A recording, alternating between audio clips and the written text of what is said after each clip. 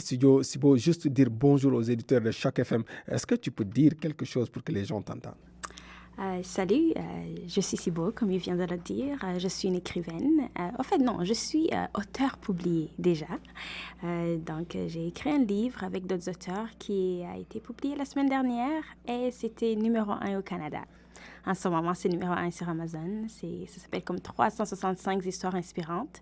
Alors, une de ces histoires parle un peu de ma vie. Et voilà.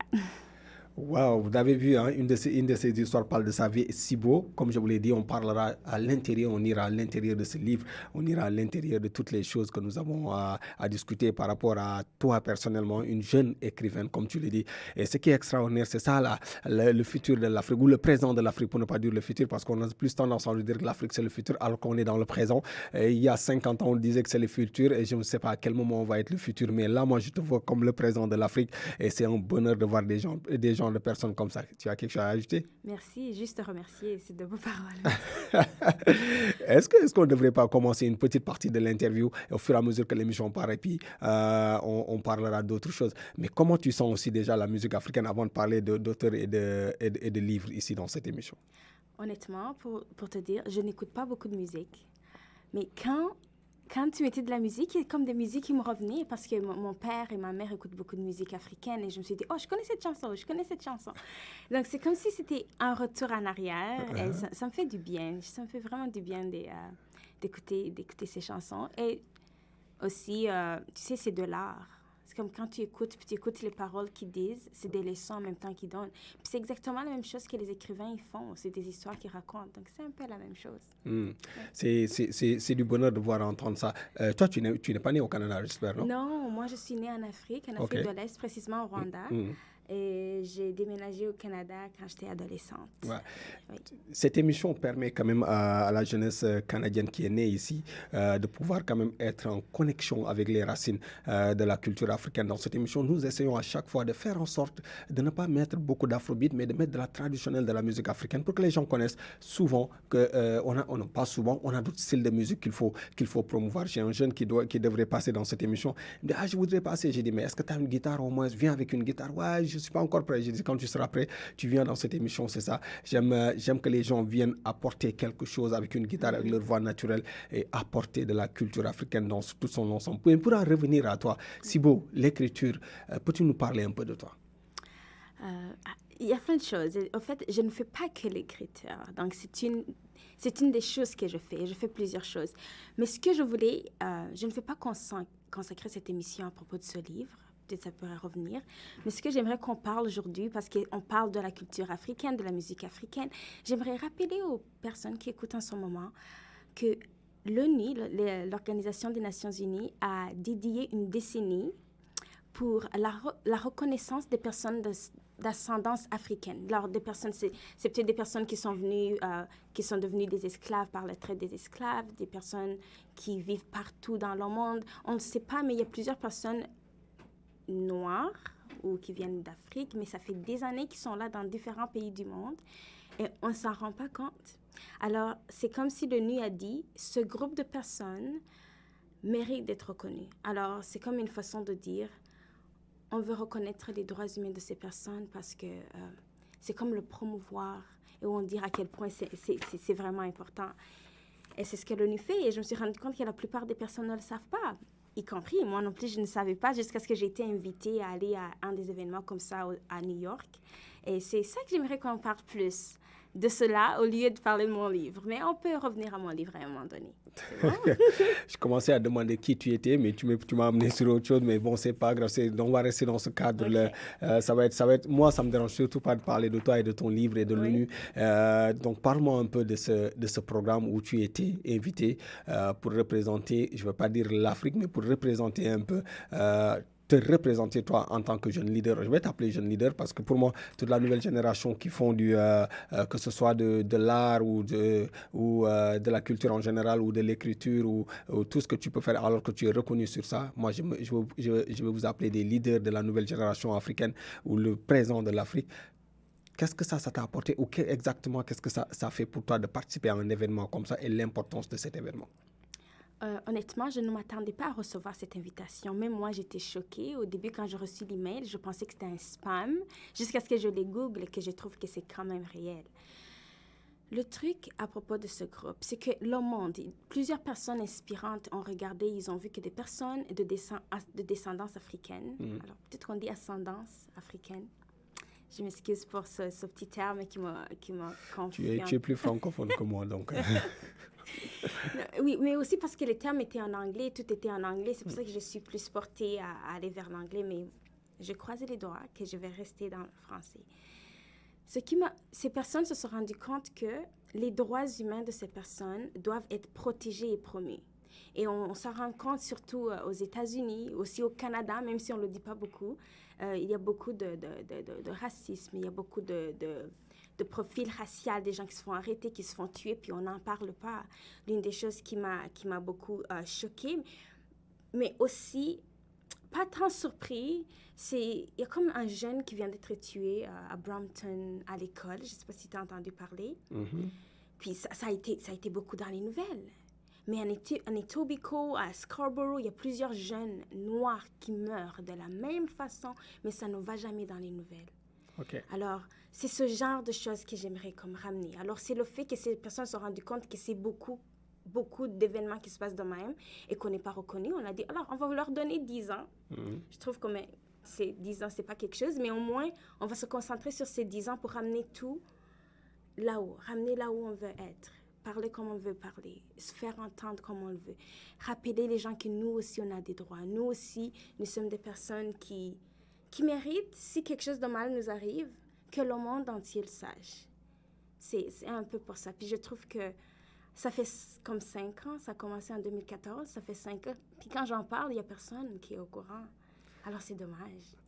C'est très dommage que des choses comme ça, on n'en parle pas. Moi, je n'étais pas au courant jusqu'à ce que tu m'aies approché pour m'en parler. Donc, c'est ça que je dis. Il y a beaucoup de choses à parler dans la vie, il y a beaucoup de choses aussi à montrer. Et c'est bien des jeunes comme toi arrivent à pouvoir s'en sortir de ça, ou bien à pouvoir faire passer l'information comme ça et que les autres qui ne sont pas au courant de pouvoir savoir exactement de quoi ça parle. Mais ça revient à la question que je t'ai posée. Quelle est l'importance de ça et qu'est-ce que ça fait pour toi actuellement? OK, d'accord, c'est bon. Je vais parler de moi. Je me suis non, dit... non, par rapport à cela, mais qu'est-ce que cela t'apporte, en fait? Okay, je vais vous dire. En fait, quand j'ai déménagé ici, tu sais, je regardais des films dans mon pays, puis on parlait des Noirs américains. Pour moi, des Noirs américains, c'était des gens qui sont cool, si on peut dire. On regardait dans les films, c'était des rappeurs, c'était des gens qui étaient connus. Donc, ils sont pas cool, quoi. Non, mais écoutez où je vais venir. Je vais dire où je vais en venir. Alors, quand on allait dans les cours d'histoire, dans mon pays, l'histoire qu'on nous apprenait, c'est que les Noirs aux États-Unis, comme ils étaient libres maintenant, ils étaient plus esclaves, que tout allait bien. C'est ça l'histoire qu'on a appris jusqu'à ce que je vienne au Canada et que la réalité soit différente de ce que je voyais. Alors oui, ok, j'apprends, oui, je suis noire partout. Je n'étais plus que rwandaise, raïssa, c'était comme noire tout le temps. Tu sais quoi? J'ai embrassé cette, comment je pourrais dire, cette nouvelle identité. Je dis, ok, je suis noire, je me présente comme noire, donc ça va. Mais j'ai appris que être ça vient aussi avec un bagage des personnes d'il y a longtemps, de ce qu'ils ont vécu, qui est rapporté sur moi. Alors, les gens m'envoient, puis ils m'associent tout de suite à ça. Et j'ai accepté cela. Mais c'est difficile. OK. C'est difficile, et c'est à partir de ce moment-là que je me suis rendu compte que les cultures auxquelles je m'associe, puis les cultures qu'on me donne ici, ce n'est pas la même chose. Alors ça commence à être difficile pour moi pour commencer. C'est un peu de cette histoire que je parle. Mais alors savoir que je ne suis pas la seule personne qui ressent ça, qu'il y a plein de personnes au monde qui ressentent la même chose et qu'ils ont décidé, ils ont mis beaucoup de pression aux Nations Unies pour reconnaître ces problèmes, ça veut dire que il y a des gens qui nous comprennent, il y a des gens qui écoutent. Alors c'est comme une chance de donner à tout le monde, avez-vous des problèmes? Avez-vous quelque chose que vous aimeriez régler? On vous donne 10 années pour le faire. Et on en a beaucoup, surtout ici au Canada. C'est quoi? Ça va être comment le travail que tu vas faire autour de cela? Ce que je veux... OK. Alors, il y a plusieurs personnes qui sont en train de travailler dessus, mais moi, sur ce que je veux me concentrer, c'est surtout avec des jeunes, des adolescents, des enfants, des jeunes adultes. Parce que c'est à ça que je peux me relier. C'est ce que j'ai vécu. Je sais c'est quoi qu'ils ont vécu, ce qu'ils ressentent. Alors, moi, c'est ça le groupe sur lequel je veux me consacrer. Donc, en parler plus aux jeunes. Je veux qu'ils m'en parlent. Comment est-ce qu'on peut trouver des solutions dans les communautés? S'il faut approcher le gouvernement, on le fera. S'ils ne nous écoutent pas, ben ouais, on va aux Nations Unies. Ils nous ont donné comme l'opportunité de le faire. OK. Et il faut qu'on en prenne avantage. On va revenir à cette interview un peu plus tard. Je te laisse le temps de souffler. On parlera tout à l'heure de la façon dont vous le faites. Que c'est vrai qu'il y a beaucoup de jeunes associations africaines, on va dire ça, afro ici à Toronto, où j'en connais beaucoup. Les jeunes leaders de l'Afrique de l'Est, je pense, c'est ça. Et beaucoup d'autres choses aussi qui sont là. On parlera de tout ça. Et je veux aussi savoir ta façon de les approcher, comment tu vas les approcher et c'est quoi exactement ton approche que tu feras avec eux. Donc, on va juste aller à la musique, on va réécouter de la musique. Comme je l'ai dit tout à l'heure, on va écouter une chose qui va faire plaisir à certains qui connaissent en tout cas ce style de musique. Donc, je fais dédicace à toutes les personnes qui écoutent en ce moment. On change totalement de tempo. On va dans quelque chose de plus traditionnel. Dansons certes, mais plus traditionnel avec Fatou Laobé. La chanson Suleiman, une vieille chanson, l'extrait de son tout premier album quand elle est sortie depuis longtemps, plus de 20 ans ou plus de 25 ans si je ne me trompe pas. Sibo. Quel plaisir de t'avoir sur les ondes de Choc FM 105.1, de voir le présent de l'Afrique ici, une des personnes qui fait de belles choses dans le cadre de l'écriture. Et reparlons dans le cadre de cet événement qui t'a amené à l'ONU, où tu as représenté une partie de la jeunesse africaine, représenter une partie de la jeunesse africaine, on dira. Revenons un peu à comment tu as travaillé avec la jeunesse africaine du Canada. Merci beaucoup. En fait, moi, ce que je fais, honnêtement, il y a quelque chose que j'ai... Je ne peux pas dire que je l'ai inventé, mais c'est quelque chose qui m'est venu en tête. Alors, étant une jeune immigrante qui est venue quand j'étais adolescente, quand je suis arrivée, j'avais déjà une culture de mon pays, des valeurs de chez moi. Et je suis arrivée ici, je suis allée dans une école où mes amis, mes enseignants, où la vie à l'école étaient différents. Donc, ils avaient des valeurs différentes. Alors, j'avais mes cultures africaines et j'avais des cultures canadiennes et je me sentais que j'étais partagée parmi les deux. Et c'était difficile, c'est comme si je vivais deux vies. Une vie à la maison, une vie à l'école qui étaient différentes. Et à un moment donné, j'ai décidé que je n'en pouvais plus.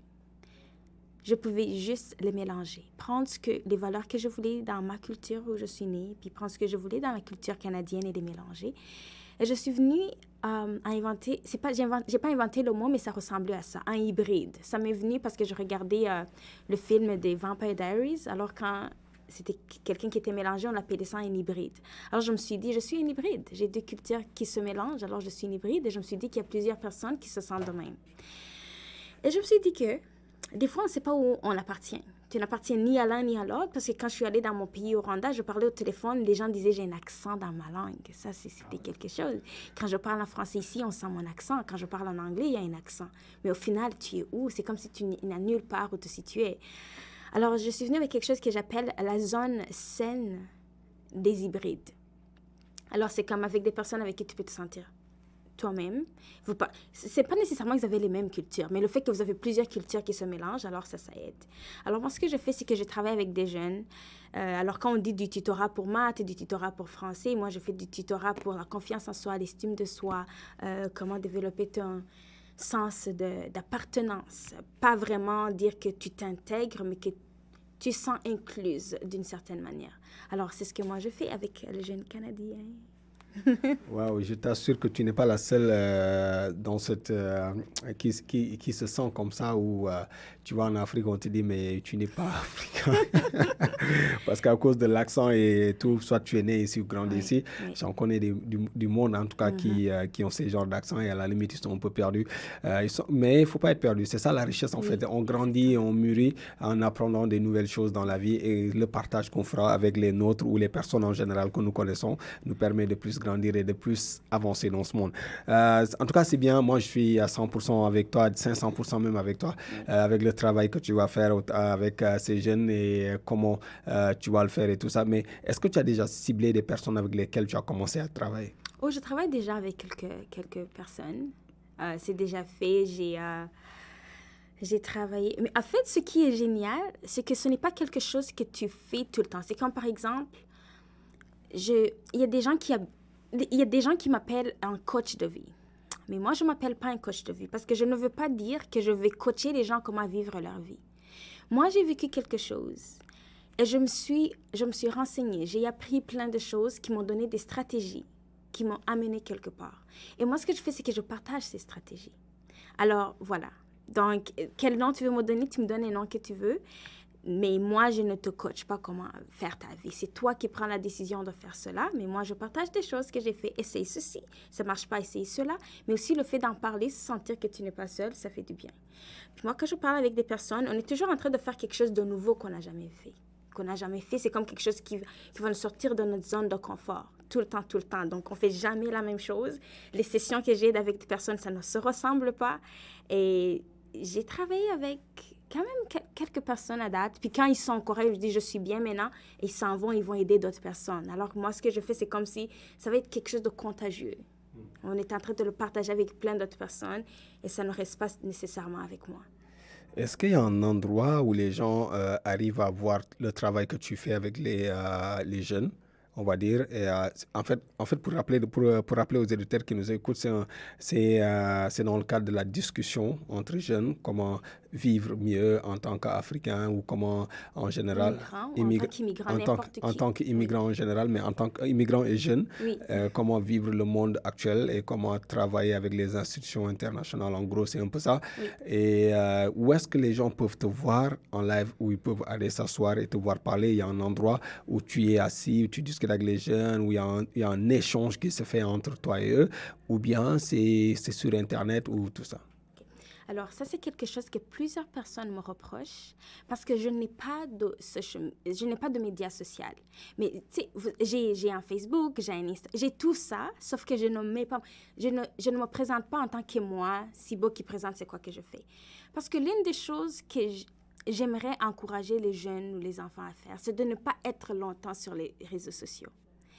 Et moi, étant sur les réseaux sociaux, c'est comme si je les encourage à aller sur les réseaux sociaux s'ils veulent me voir. Alors moi, ce que je fais, c'est que je fais l'une des choses qui sont anciennes. Je communique par email. Alors, ce qui commence, au fait, ça commence même par des emails anonymes. Les gens, je ne connais même pas c'est qui me parle. Alors, la personne commence à m'envoyer un email et on parle. Comment ils se sentent, puis moi, je leur réponds. C'est comme ça qu'on commence. Ensuite, quand la personne est prête, on me dit, OK, est-ce que tu es prêt à ce qu'on peut se voir? Puis souvent, c'est les parents, peut-être quand ils sont trop jeunes, c'est les parents des jeunes, puis on arrange quelque chose, on se voit. Ou s'ils sont un peu plus vieux, comme 19 ans et plus, là, on s'arrange où est-ce qu'on se rencontre. C'est toujours quelque part de public, où il y a plein d'autres personnes autour. Et on peut aller comme dans un parc, par exemple, où on peut pas. C'est comme une discussion normale. C'est comme si tu parles à un ami. Même moi, comment je m'appelle, je dis, quand tu m'écris, même mon email, ça dit Dia Sibo, comme si c'était un ami que tu parles. Tu vois? Alors moi, je veux que ce soit comme une sorte d'amitié, où quand tu es plus jeune, je te dis que je suis ta tante, tu peux m'appeler Tata. C'est ce genre de choses que je fais. Alors je veux pas que ce soit comme, oh, thérapie ou psychologue. Je ne veux pas être associée à ça, parce que les gens voient ça comme une connotation négative quand tu dois voir un thérapeute ou quelque chose du genre. Alors moi, tu me vois comme soit une amie, soit une tante. Voilà. Alors, j'ai un email que je peux donner à tout le monde. C'est diasibo, DEARSIBO, @hotmail.com. Voilà. Et le numéro de téléphone aussi. Hein? Pas tout de suite, pas en ligne. Mais on commence par email, puis quand on se sent à l'aise, puis c'est là qu'on partage. Merci à Touba Sibo, c'est un plaisir de t'avoir sur les ondes de Choc FM et de parler un peu de ce que tu fais pour la jeunesse en général immigrante, pour ne pas dire jeunesse africaine, mais immigrante. Oui. Mais pour rappel, c'est une des Africaines qui commence à faire beaucoup de choses dans le domaine, on va dire ça, qui commence à faire beaucoup de choses dans le domaine de la discussion pour les jeunes, à les aider à s'en sortir un peu dans leur on va l'appeler ça, dans leur, où ils ne sont pas perdus du tout, mais pour trouver un peu une vie meilleure dans le monde actuel et de pouvoir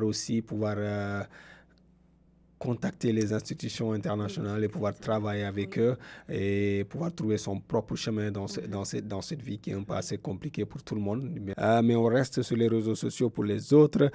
Donc voilà, Sibo. Qu'est-ce qu'il faut dire avant de quitter les auditeurs de Choc FM 150, en tout cas ceux qui sont à la radio?